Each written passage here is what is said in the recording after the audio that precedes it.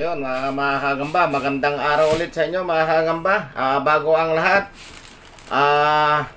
shoutout muna kay Yugo, kay Amil Obligar, kay Nico Banal, kay Kurt Aguilar, kay Gagamboy Bacolod TV, kay Lawrence Spidey, kay Ana May Jose, Spidey U, saka si Kerson Tolentino.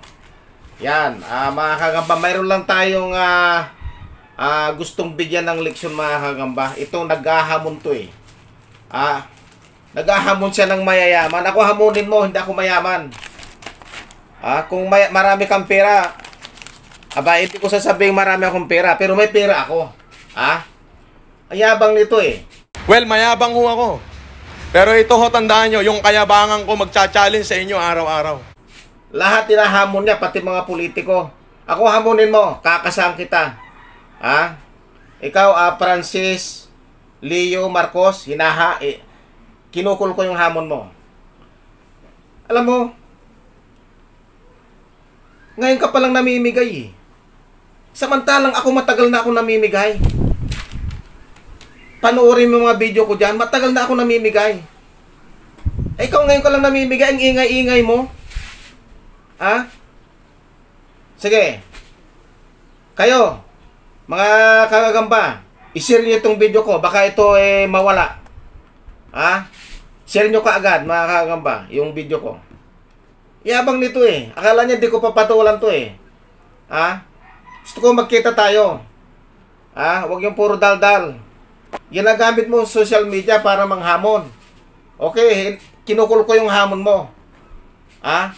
Ngayon ko lang namigay ng bigas. Samantalang ako matagal na ako namimigay ng gagamba sa mga subscriber ko. Hindi ako sumisikat, pero ikaw, ngayon ka lang namigay, sikat ka na. Kaya saludo ako sa iyo eh. Francis Leo Marcos, hinahamon kita. Sa mga oras na ito, hindi pa ako naghahapunan, hindi pa ako nag-aalmusal, hindi pa ako nanananghalian, gutom na ako. Dahil wala akong maisahing. Kung talagang lalaki ka at hindi ka supot, bigyan mo ako ng bigas, sir. Parang awa mo na, sir. Wala na akong maisahing. Sir, saludo po ako sa'yo. Yung hamon mo, kinukul ko. Ito, may pira ako rito. Ayan. Ayan. Kaya lang di pwede sunugin. Pambili na lang ng snack ng mga anak ko. Sir, sana mapansin mo ako. Ikalat niyo ang video ko na to. Sir, sana mapansin mo ako, sir. Nagsusumamo ako, sir. Wala na akong maisaing. Sa totoo lang. Sana, kahit 1 kilo na lang. Hinahamon kita, sir. Kahit 1 kilo lang. Pansinin mo naman yung mga comment ko sa'yo. Ang dami ko ng comment. Hinart mo lang ako. Sabi ko sa'yo, magbigay ka lang ng go signal. Puntahan kita kaagad. Gagamitin ko expedition ko. Hanggang ngayon naantay ko ng go signal mo. Sabi mo pa doon sa isang vlog mo, sa isang upload mo, punta kayo rito. Pupunta ako. Wala ka namang go signal. Ano yun? Paano yun? Mga kagamba, ikalat nyo to. Gusto ko makarating dito kay Sir Leo na to. Yung hamon ko. Hinahamon kita, sir. Bigyan mo ako ng bigas. Kahit 1 kilo lang, pupuntahan kita kaagad. Yun. So hanggang dito lang mga kagamba, sana ito magsilbing aral sa inyong naghahamon. Patunayan nyo ngayon yung hamon nyo. Ako, hinahamon kita, Sir Francis Leo Marcos. Bigyan mo ako ng bigas.